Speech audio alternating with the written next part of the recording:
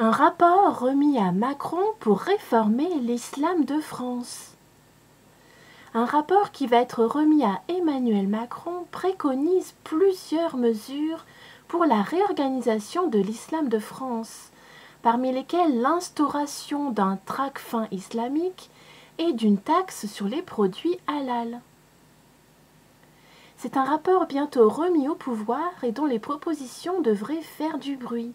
Europe 1 a pu consulter un rapport de plusieurs centaines de pages, coordonné par Hakim El-Karoui, un intellectuel spécialiste de l'histoire de l'islam pour l'Institut Montaigne, à propos de l'organisation de l'islam de France.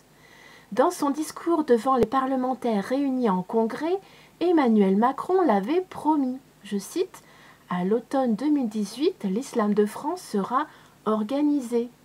Un changement de paradigme qui pourrait s'appuyer sur plusieurs mesures chocs qu'Europe 1 révèle vendredi matin dans la matinale de Nikos Aliagas. Donc aujourd'hui, vendredi 7 septembre 2018.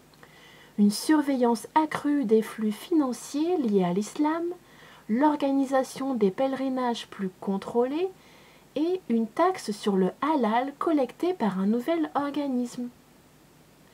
L'UOIF battu en brèche, le rapport pointe enfin un risque de l'islamisation des musulmans et ne mâche pas ses mots sur l'UOIF, l'Union des organisations islamiques de France.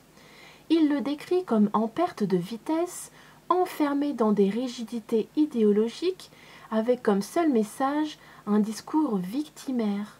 Si l'Institut Montaigne avance des mesures potentiellement explosives, c'est que le pouvoir a besoin que des choses soient dites pour pouvoir avancer et prendre des décisions. Et Hakim El-Karoui ne prend pas de gants. Je cite, « L'islam de France, contrairement à ce que l'on dit, n'est pas pauvre. Il faut juste que ceux qui l'appauvrissent s'écartent de la gestion des flux financiers. » Fin de citation. A plus.